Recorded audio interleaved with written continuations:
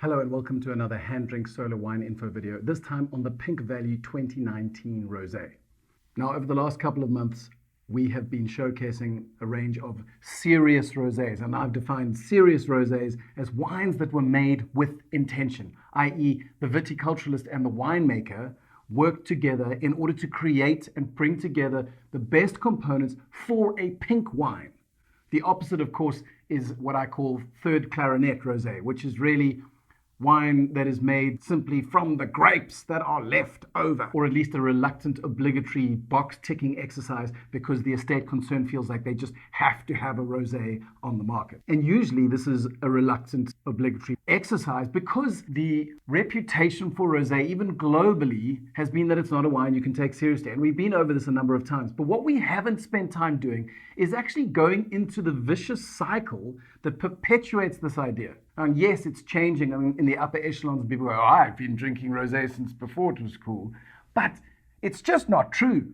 Even amongst wine critics and winemakers, a lot of them still struggle to take rosé seriously. And I want to look at this little prejudice and unpack it a little more today. So as I said, there's a vicious cycle going on because rosé has this reputation for being sweet and uncouth, and so a hardened winemaking capitalist will make a rosé that is sweet and uncouth in order to be able to flood the market with the product and sell millions of bottles. But what happens is this product then splashes across the market and in fact perpetuates the original perception that rosé is sweet and uncouth. Cue the next generation of hardened winemaking capitalists. But thankfully, there's a fascinating article by author Victoria James that takes us all the way back to rosé and its roots and shows us that perhaps our prejudice is worth challenging. Because if we go back to ancient Greece, as the article says, we find that actually rosé was the hippest drink to drink at the time for a whole number of reasons. Now, in the earliest of early days, pink wines were pink mostly because they were red wines that had been diluted. It was sort of a cultural no-no against drinking pure wine. In fact, it was reputed that pure wine was only for barbarians, people who raped and murdered and pillaged, really. That was who pure wine was aimed at. And all the aristocrats and the elite would drink diluted pink wine. Obviously, in the early days, all sorts of grapes were just tossed in together and fermented red and white. The Romans and the Greeks figured out, okay, well, we can actually separate white grapes and red grapes and make different types of wines.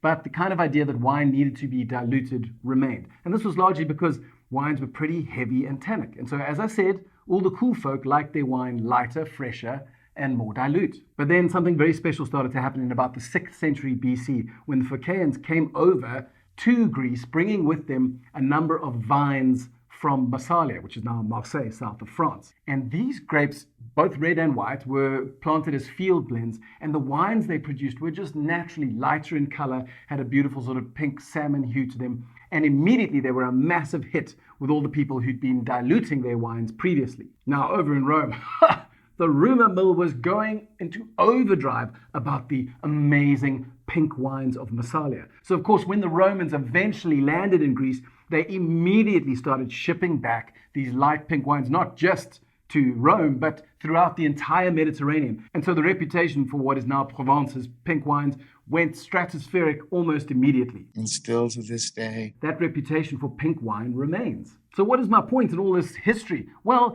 it's that for centuries and centuries and centuries, in fact, for the dominant part of rosé's history, it was seen as a drink for the elite, an upper-class libation. It was only actually in the United States in the 1940s and 50s where all of a sudden this reputation began to be tarnished. And even that was due to a couple of Portuguese sweet pink wines that started being imported into America en masse. And these were a massive breakaway from the lighter, drier, more elegant wines of Provence. Now, we don't have time to go into how all the little pieces of history put together, but the point of it all is that rosé, in large part, has Provence to thank for its genesis as a high-class drink, not one defined by garish color and unearthly levels of sugar. Which brings us to the Oddo family's Provence-inspired Pink Valley 2019 Rosé. So it is a Grenache-led rosé, backed up by Syrah and a little bit of Sangiovese, which I think makes it more interesting and brings a lovely savory element to it. Grenache, of course, has very thin skins,